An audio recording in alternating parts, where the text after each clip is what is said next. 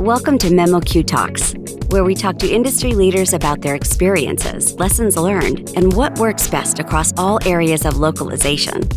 Now here's your host. Hello, and welcome to this newest episode of memoQ Talks. Today, my guests are coming from Valencia, more precisely, a legendary Spanish language technology company called Pangeanic. My guests in person are María García Escrivá, Ángela Franco Torres, and Manuel Herranz, founder and CEO of the company these 20 years. Pangeanic has been producing consistently outstanding language processing solutions over the years, and judging from the LinkedIn pages of my guests, as well as the company, they are quite relentless and won't stop innovating. I am grateful for Manuel's prior suggestion that we invite two vital members of the team, María and Ángela, to the episode. And as someone who belongs to a company that has a female CTO and just hired two more female developers, I cannot appreciate this enough. So it is an honor to have you all on the podcast this morning. Before we continue, please do not forget to like the video if you do, and subscribe to the memoQ Talks channel. Also, please check out our podcast on Spotify, Apple Podcasts, or other podcasting platforms. At memoQ Talks, we are not only interested in the work you do, but also in the people. So I'd like to ask each of you how your journey to natural language processing and language AI started. Ángela, I read in your LinkedIn resume that you train mainly in translation and languages and added skills in data science, software, and technology project management later on. These journeys are not necessarily uncommon, but they are always fascinating. So tell us how this happened in your career and what is the achievement that you are most proud of? I joined Pangeanic almost 6 years ago, this February. I started as a translator here, and then I kind of evolved into a project manager because, we were getting more data projects at that time. Maybe it was those years when machine translation started getting more popular, new systems were developing, so we're getting more projects in that area. And I spent, I've always been PMing since then, but I was mainly focused on that for 2 years, I think, during the pandemic mainly. And then I became the production manager here, managing a group of PMs and also managing data projects. So, I really like data projects. I think they are fascinating to me. These are always a challenge. All data projects are different. I think we've never had one data project that's been similar to the previous one. So we've started with corporate data projects at the beginning, and now we are more focused on subscription and audio projects as well. So we are kind of, tackling different areas when it comes to data. So about my proudest achievements, transitioning from being more kind of linguistic to the managing part of the work has been a challenge for me. And then I discovered that I really like managing people and projects. So I'm really proud of that, because it's not always easy to, you're kind of the middle with obviously you're in the middle with the client, then you're in the middle with the providers, and then you have your boss as well, who's telling you do this or that. So, navigating that has been a challenge for me. But, I guess, and I'm just finished my brief intervention. I think that I'm very proud of keeping learning every day because it's very important for me. We will return to the data part later on, but I'd like to turn to María now. And reading your profile, you come across as a consummate computational linguist. What was the? Because I remember that from my career that there was a very specific problem that caught my attention, and that caused me to dive into language technology right from engineering school, where it was not really customary in an engineering school to teach or do projects about language. I'm talking about the early 90s. So what was the problem or the solution that captivated you, that started you on this journey of delving into natural language processing? Well, I always talk about regular expressions because I think that was the hook for me. I started like Angela, I started about 15 years ago Little bit. in Pangeanic as a translator. And after 1 year and a half, more or less, I became project manager for translation and linguistic projects.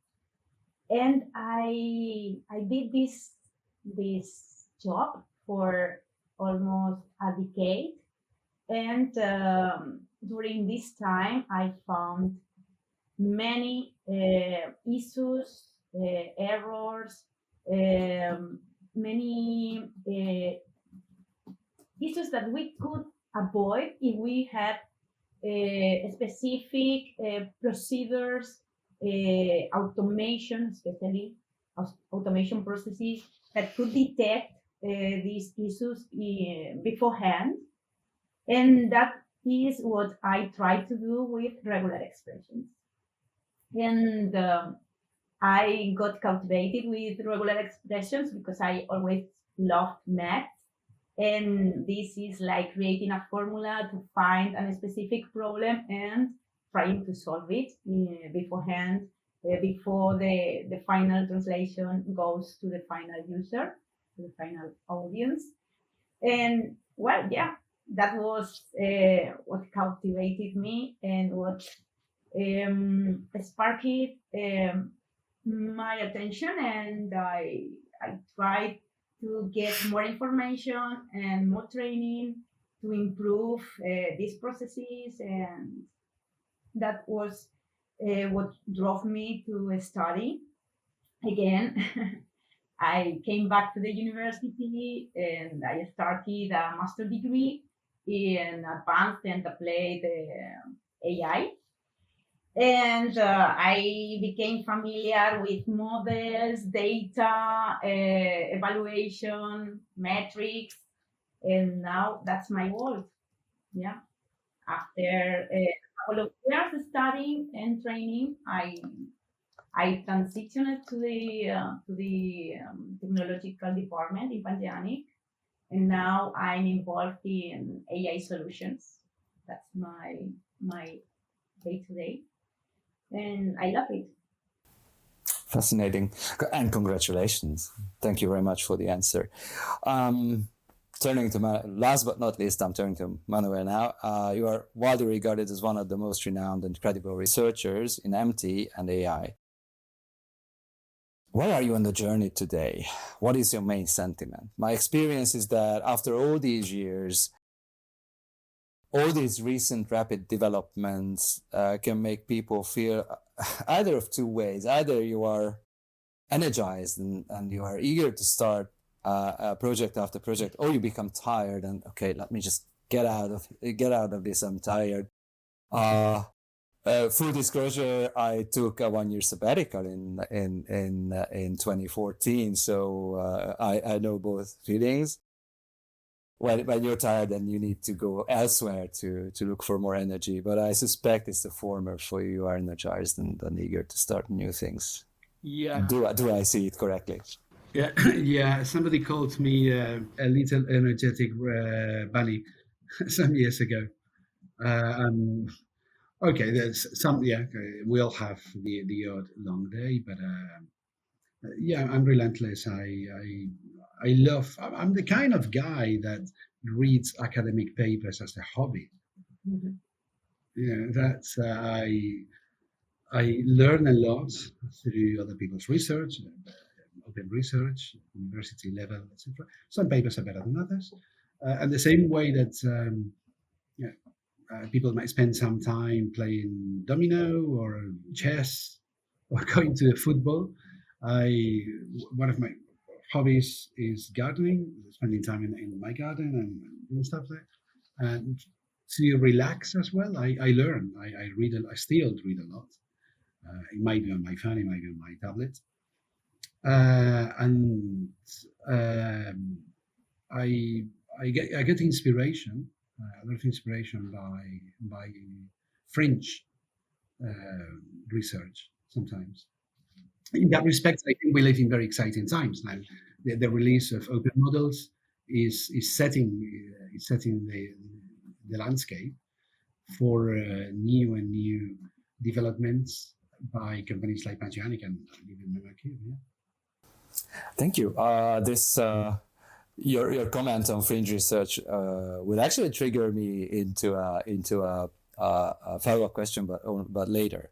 The following questions, you can any one of you can take any of the questions. There are no rules, and I don't know you well enough to be able to point at one of you who is better suited to answer the question. This is something that you know. So when besides translation automation, you build various models or contribute to building various models for various purposes. A couple of years ago, I saw your presentation on named entity recognition and anonymization, which was driven by deep learning technology. My first introduction into deep learning was word sense disambiguation that we were performing for the purposes of rule-based machine translation, late 90s. You don't just believe, that's what it looks like to me. You don't just believe in training an LLM and throwing it at all problems. So whatever the problem, you pull up an LLM and try to prompt it. And this is not what you seem to be doing. This is not what we do. Are you keeping this up? Do you train smaller models, specific deep learning models? Or even we still have, like in memoQ, we have predictive typing, which is still based on the same simplistic statistical model as it was in the early 2010s, and we are not replacing it because it performs well and requires very little resources. So this is my pet peeve that I like to call minimum automation, that I don't throw more energy, more power on an automation problem than I have to. So what is your take on that? How are you keeping this up? Yeah. Okay, Balázs, remember that I'm an engineer, I'm a mechanical engineer, and in the 90s, before I came into the language industry, I became an associate with the Japanese conglomerate. I used to work for Ford, and then I moved on to Rolls-Royce, the engines and the marine engines. So at Ford, automation was all over the place. An automobile manufacturer has machines making machines. So the concept of automation and machines helping humans to create a product, for which obviously you need operators and you need humans, and if you want a tailored or even any kind of product, has been part of my mindsets and my philosophy for the last 30 years. And that's what we've applied at Pangeanic. Machine translation, and specifically adaptive machine translation, of late with moving from neural to vector database-based translation for adaptation, is our flagship product. Is what Pangeanic is best known for. Okay? If you say Pangeanic, people immediately say, "Oh, these guys do machine translation." But there is an LSP part that people perhaps not so familiar with, and has curated a lot of the data that has served as training material. And we consider ourselves at least as an NLP company. Okay, we don't say NLP anymore because if you don't say artificial intelligence, you're dead. So talking about natural language processing, people. I do say that, but I'm old-fashioned. Yeah. So if you say AI now, wow, this you walk into the bar and you say I work in AI. These guys, at least they think they respect you, and they think you're probably clever because you work in it. And we've been working in NLP for years. Coming back to your point, yes, there are systems that work absolutely fine, and you don't need an LLM behind. You mentioned predictive typing, fine. US Coast Guards and some Coast Guards in Europe use Bayesian code to predict where the storm is coming. And okay, they get it right, or a big wave, or the weather fronts. They don't use artificial intelligence. Can it enhance weather predictions? Perhaps with the right data and specialization, but the systems they've been using have worked. Okay, you don't always get it right. You don't always say it's going to rain tomorrow, and it rains. Right? There's always a margin of error, but it's not that we shouldn't be crazy thinking that AI is going to do everything and is always the better solution. Engineering many times is the better solution. Somebody said, by the way, that the minute you start deploying AI, it becomes software. It's not AI anymore. It sounds very good when we talk about it, and we are in a forum or we are in a conference. Oh, we have to deploy it. But the minute you apply AI, it becomes software, it becomes a solution. It's that thing that you do when you press a button. Yeah, I agree. Although earlier when you talked about the coast guards, the thought I had is just call me conservative, but I wouldn't want to throw out the proven mathematical models that they use in physics, astronomy, weather patterns, in favor of a language model, which is a completely. If you think of mathematics and the workings of a mathematical model, you're an engineer. You know that better than I do, because I'm an engineer, but I studied computers right from the start, and that's a different cognitive pattern. That's a different cognitive activity, and language model is a language model. So that what I like to say is, if you look at a large language model, well, that's when you get like a clean Chomsky. That's when you get a language function of a nervous system, if you will, without anything else, without everything else, and that's probably a very crude comparison, but that's the thought that occurred to me when you started talking about the coast guards. So I wouldn't want to throw out the mathematical models in favor of a language model.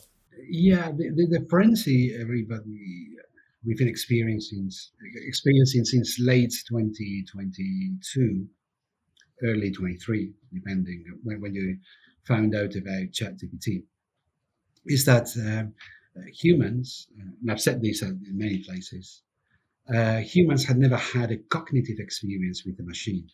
We had machines, we played games, but okay, that there was no cognition about it. There was enjoyment, if you want. But it was the first time that we were having a cognitive experience, okay? Something that we may have a little bit with our pets, with our dogs and cats. And the machine was replying to us in a way that, okay, sometimes was completely off the mark. It was completely wrong and hallucinated, but it was fluent. We knew it did well. I'm talking to a machine, but the answers are so fluent, and sometimes it makes so much sense, and the speed at which it processes information is so large that our reptile brains at the back of our minds have exactly the same experience that when we are talking to people. Okay? People also lie. People tell things that end up being wrong predictions. And so that enjoyment moment, that cognitive moment, has captivated us. Still does. And that's why so many people are throwing money, sometimes good money after bad money, in building larger and larger LLMs. Yeah. And not only that, even fiction writers were fascinated and creating stories about electronic brains that you can converse with as early as in the late 30s. But I want to go on to the next question I had in mind, because with all that said, you are also committed to participating in projects that build large language models, and there you run the project of collecting, curating, and annotating all training data keeping your eyes on ethical matters at the same time. So I have 3 questions about this. Collecting, curating, and maintaining training data is a lot of work. What is your approach to this? What are you doing to make sure you don't bite more than you can chew? And before that, you can tell me what kind of large language model projects you're working on, because you wrote in the email, I didn't write it in the script and I forgot. So yeah, so we've been we haven't built one. Obviously, that's way out of our not capabilities, but work line. That's somebody else's battle. And Willeng, the CEO of DeepSeek, said quite poetically that you don't create an LLM or a AI solution like DeepSeek to earn money.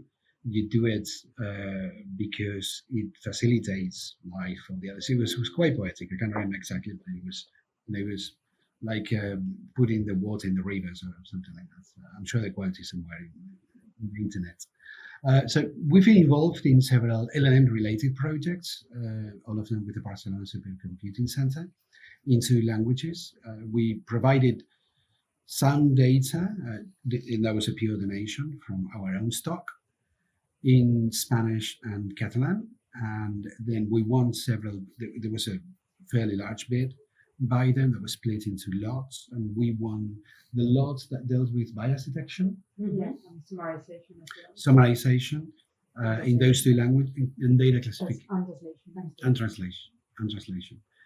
So we know how to build an LLM. There's hundreds of papers around. You can get the DeepSeek one, you can get the Llama ones. Everybody knew how you make one by reading the Llama 2 paper. Okay, so going back to your question, data curation, data organization and classification is a major challenge, not just for Pangeanic, for everyone in this world. Every company runs. I think everybody's given up. Okay, we've come to the conclusion that it's better to know that you have 3 or 4 data lakes or 20 data lakes in your organization, and that this is a salty data lake, there is a potable water data, this is a Coca-Cola, this is a Pepsi data lake, this is a chamomile data lake, and when I need chamomile, I know I have to mine in this, because organizing data and underflows is just too much for most organizations. But you have a concept of where things are, and then you mine from it. Thank you. My second question about this is what are the ethical basics that you observe while building training data sets? What safeguards do you apply, if any? And I should have gone further back. Did it become an issue at any point? Yeah, I mean, one thing we have to take into account is bias in data, and that's linked with what Manuel was saying before. So I think one of the challenges we have now is that we have a huge amount of data that's not labeled. So there is a challenge there. All that data has to be labeled somehow, even if it's images or audio files or even text. We need to know if that text is toxic or if it includes elements that could potentially bias any AI system. So we have a challenge there. So we need to clearly define what is toxic, what is not, what is good to feed the machine and what is not good to feed into it. And another challenge we have is that we need to be fair with the professionals that are in charge of creating the data. That means that I'm not talking only about fair wages or salaries.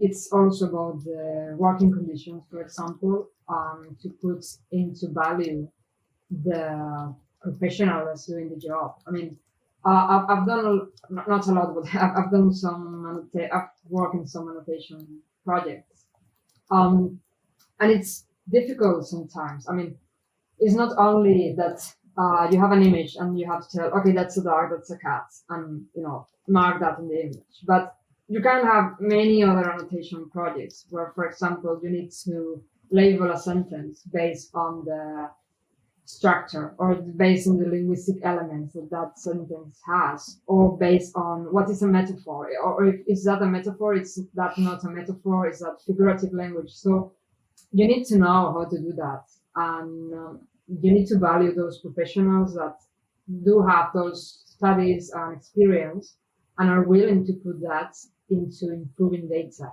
To at the end, what you want to do is to improve AI systems. But I would say that these are the two main challenges that we are having right now. You want to add, my colleagues want to add anything else related to data bias, toxicity detection, any test we can do to any LLM, for example. I don't know if you want to help into that. Privacy. Yeah. You want to talk about the name identity recognition? Yeah.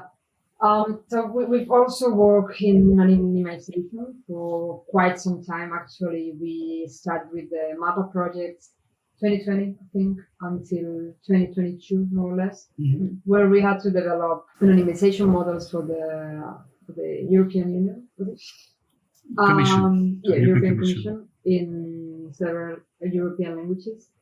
So one of the challenges we have there was that we had to annotate large data sets, including personal information, and then those models would be trained with that and would be able to detect entities in any type of text. So we had to develop those models together with the other partners. So definitely one of the issues we have to look at is privacy with LLMs. And to sum up, we have to be aware what kind of information are we asking the LLM, where our information is going. I think that, and I'll finish my intervention here. I think that the average user has to have some literacy and be aware of what it means to enter your personal information into an LLM. Obviously, I'm not talking about any particular LLM, but you can also use any machine translation open system for that. You need to be aware what's going on with your data once you write anything there. Precisely. Yeah, I think this is really important, and I would, if you have any literature or links on this project that you did for the European Commission, I would be happy to include that in the description of this video, some information. A follow-up question to this: because for instance, OpenAI is getting a lot of heat over intellectual property rights. Did that ever became an issue? Anything when you had to use copyrighted materials, or it was a question, and sometimes translated works, and some materials, the intellectual property rights are not 100% clear, and I know that because I'm coming from publishing originally. So no. Balázs, we are the good guys. We don't use other people's copyrighted material to train anything. We've created our own data sets. True, even going back to statistical machine translation and neural machine translation, when clients gave us a translation memory, so databases to train a model, each client was different, and there was never a temptation to leverage one data set to another, because, let's be realistic, it could be detrimental. So you're much better off specializing models in what they have to do than mixing everything together. I understand that because of investment pressures and the drive to perform, OpenAI did what they had to do and have all our data, all our website data and books, etc. But that's not our business. We do data collection, is true, and for which we have built stock over the years, and then again our own production to train models. But data collection is pay per use. So you need a crowd of people that can put together so much content and translate that content into X number of languages, okay, to train a model, and that is what we call ethical AI. There is a source, and the source is traceable, and everyone keeps a right, an ownership about the data product. It's not as easy. I'm sure for many people there is a temptation and they will fall for it. So I'll go to this website, get the whole website, and put it in my training data. Yeah, thank you. My question was directed a bit differently, because I wasn't talking about like snatching copyrighted material, but sometimes there are ways of using copyrighted materials ethically and equitably and lawfully and you name it. Sometimes though, and this happened to us in the publishing company that I worked for in the 90s, that it is not clear whether there are any copyright claims on that.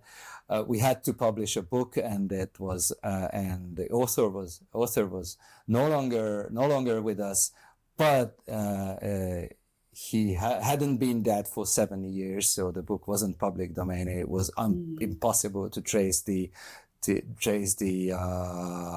heirs of the rights. So that's the actual owners of the rights. So I was rather talking about this kind of problem, where you need to use something, but we are not clear about the ownership. We sometimes cooperate with academical resources and other type of collaborators, but of course, also in those cases, we have our agreements and our legal permission signed. Yeah, I can tell you several stories. We worked for some time for a very well-known British educational establishment, and one of their problems is that they were constantly approached by Silicon Valley companies to buy the rights of the books that they were publishing. And they came to us as well for legal advice, and the conclusion was that, I mean, if you want to do it right, you have to go author by author and ask for a permission, and then have a percentage of the sale. So they said, I mean, the legal mess is so big that we're not going to go that way. However, on the other side of the spectrum, there are news agencies, and I know the case of two. One did not want to sell their content to OpenAI, since you mentioned it, for a very nice amount of money, because they would be giving away their content, and that they felt that these companies could then replicate their knowledge base quite easily. However, another news agency that I know, a smaller one, they decided to sell part of their stock and cash in.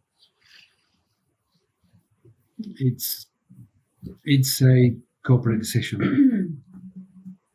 And it isn't clear, and that didn't even make it any clearer. But if we are talking about corporate decisions, and next question might sound a bit political, and obviously you are completely welcome not to want to answer a question, but it's when I think of ethics, it's not only how you collect or use the data, but also the way you build and run the models. And sometimes, if you can be independent from a tech giant, could be beneficial, or one would think that, because the use and the application of the model is not entangled with any kind of special interests that are not necessarily known to the researchers. So what do you think of the importance of having specifically European large and small models, or ones that are more specific to the Iberian Peninsula? You mentioned models for Spanish and Catalan that you worked on. So how important is independence when you actually do some work on foundational models, for instance? Okay, we consider independence and AI development is always an ethical and strategic issue. it's very important to keep the development inside the European Union in this case, or even in Spain, for several reasons. Among others, we have to think that in the European Union there are specific rules and regulations, and the AI law, for instance, where the privacy is something that is always covered, and the users are safe inside these developments. So a model developed in the European Union can be considered that it will always respect this privacy, and usually we use ethical data, and we follow these regulations. Another reason, it's also the representation of the different cultural heritage in the European Union. You know that we have several languages, and also we have many low resources languages, which usually are not very well represented by the big models, especially because they are often always English centric, and they used to perform very well with English content, but not so well with low resources languages. And this is another reason to encourage the development of European models and Iberian models. If we do it in Spain, for instance, we have Catalan, Basque, Valencian, and other low resources languages, which we are very proud of. And of course, inside Spain, it would work very well, and it works very well. Those models, considering these low resources languages, because especially the government used to publish all the documentation in the different languages. And yes, for us, this is quite important. Also, as you mentioned before, it's important to have a specific independency from the big tech companies, because we cannot be always waiting for what they will be doing next month. And it's important to have a kind of independency here. And also I think in Europe, we bet for open source innovation too. Mhm. We have companies like Mistral and many others, because there are a lot of open source initiatives around Europe. And I think this is also important. This is something that is different from the rest of the world, I think. Apart from now, DeepSeek, no? But yes, we have to study this case. And of course, it's important to forest the local expertise and innovation. It always drives to economic growth also. It always affects the economic growth to have big development in the area. And more or less, I think that's all.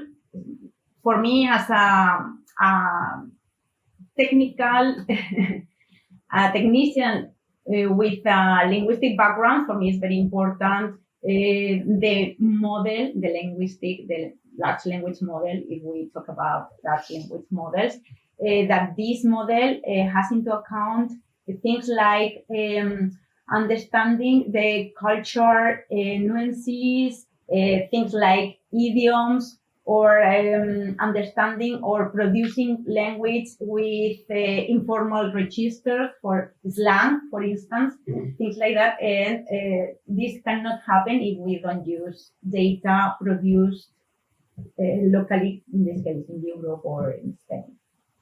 And specifically annotated that way. Yeah. Yeah. Thank you. I absolutely resonate with that, because we have, especially in my previous company, we did a lot of work with low resource languages. Sometimes Hungarian is counted as one, definitely. We have too little data compared to the fact that we have twice as many case markers as Basque has, or if you listen to some linguists, then we have three times as many, but still. It actually leads me to my next question. Where do you think the research into AI is going? What is the direction? What are the trends? What are you liking about it? What aren't you liking about it? And what can you do to influence the trends to actually develop AI systems in the direction that you would want to prefer? Fantastic. It's very interesting what's been happening in the last 10 days with the advent of DeepSeek and people. Okay, let me clarify one thing. People talk a lot about open source.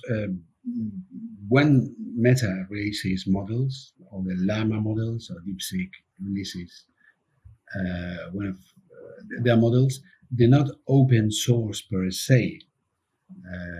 They're not strictly speaking open source. They're open weights models. If something is truly open source, you get access to the code, which you never do. You get access to the training data, or part of the training data, at least. That's never happened. But anyway, both with the Llama model and with a DeepSeek model, you have the ability to fine-tune and retrain,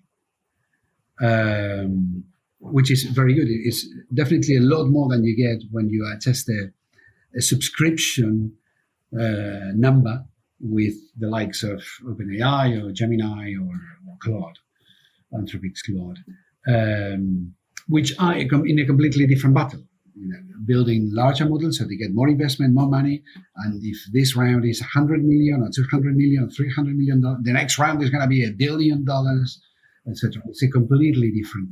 When you let's say open source, but we know it's not open source. When you open your models to the community, you're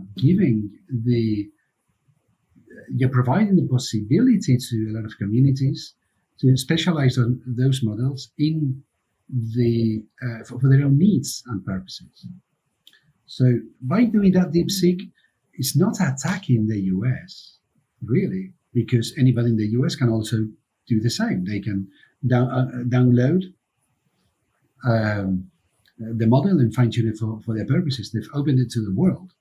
And they have provided a very good tool for language communities, for example, for language preservation projects, to name one, for specific purposes in XY community, which has certain culture that is not represented and will never be represented with a major LLM.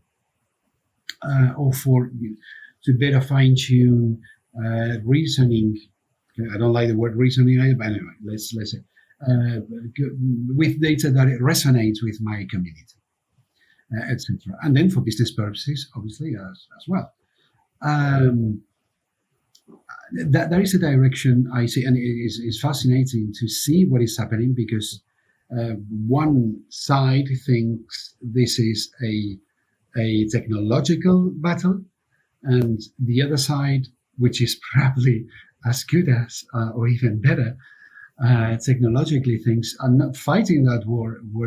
I'm working for the community, because by releasing models, I'm opening up my technology to more people, which sooner or later will buy from me. So it's a longer term, much longer term here. Maybe I can add something because this is more a wish than something that I expect, although I would like that to happen. is that probably the industry is going to be more focused on efficiency and sustainability.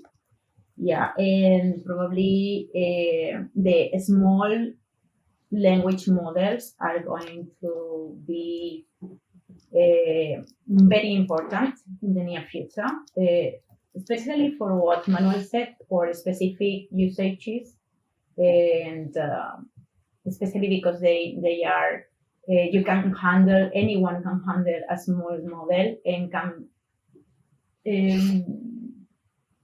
work with this model to perform a specific task that the user needs the model to perform. For instance, many tasks that nowadays are performed by humans, these models will be assisting these humans to perform these tasks. And I think small language models are going to be very. Yeah, I think the specialization is an important thing to look at, to see smaller specialized models take the place wherever this makes sense. But that also means that these will be better for a specific task, and also the training, fine-tuning, and deployment of these models as software, as you said, Manuel, will still be a task for humans to do, and to find out what kind of model is needed, how they should be put together, and stuff like that. Yeah, absolutely, and there will be new data available, and new industries and new services for which new data is developed, which requires obviously more fine-tuning. Thank you. I think we have arrived at my obligatory last question, and this goes to all the three of you, because and this is something that Ángela already voiced actually on the introduction. But every guest on the memoQ Talks podcast is passionate about improving themselves, about learning, about continuously learning. So Ángela, Maria, and Manuel, what are you currently learning? What is your next aspiration? Okay, I'll go first. I'm currently studying data science. I think you mentioned that at the beginning too. Subject that's basically taking most of my time.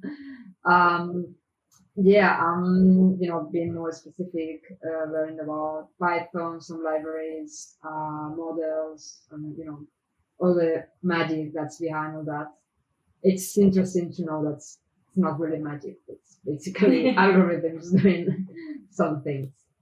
That's what I'm learning right now. And I've been learning it since October, I think I started. I'll still have 2 more months to go, actually. Yes. Okay, good luck with that. Yes.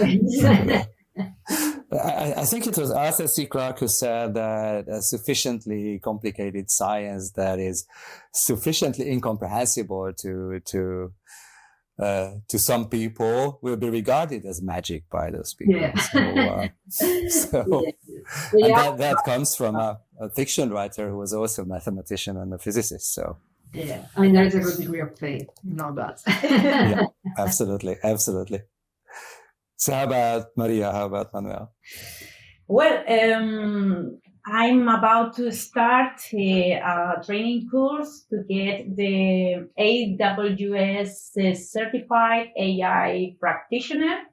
I already studied AWS during the master degree, but I would like to have the certification, and I think it's a good certification. It will be very useful, especially because as in every field, we want to automate our workflows also with AI.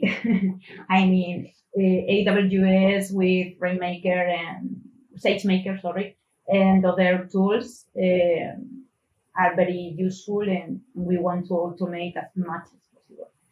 And also I'm researching a bit about knowledge graphs for translation, for machine translation. I want to be sure if I want to test and see if they are really useful for machine translation or not, because as maybe you already know what knowledge graphs are, but it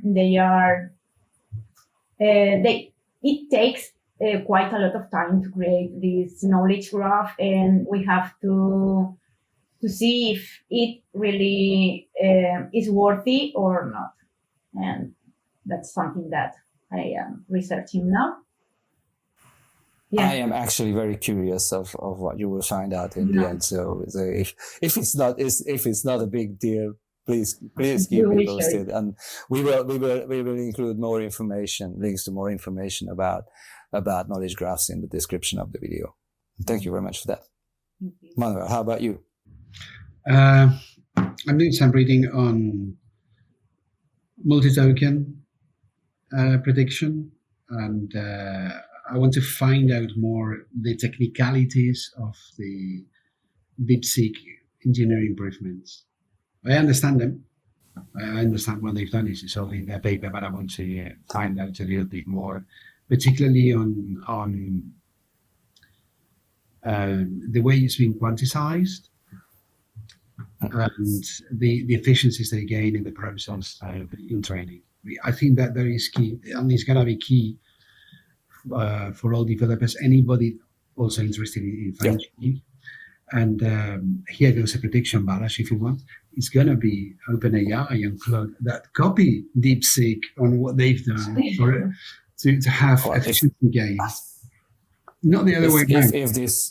If this becomes documented sufficiently well, then I think that's gonna happen. I actually just last night I read your Substack article about it, so which was really enlightening, and thank you very much for that.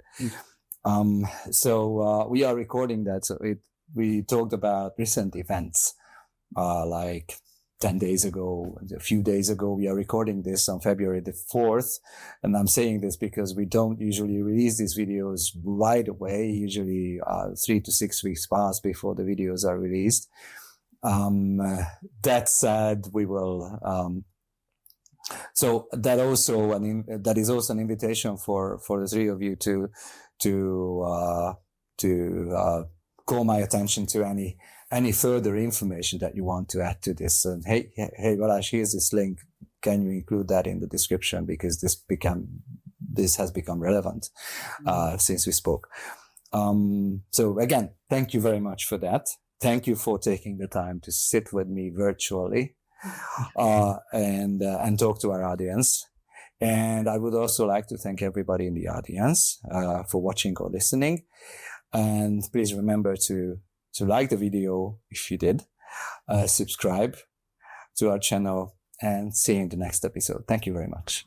Thank you. Bye-bye. Thank Balázs. Thank you for joining memoQ Talks, where we talked with industry leaders about their experiences and lessons learned to gain new insights about what works best across all areas of localization. Join us next time on memoQ Talks.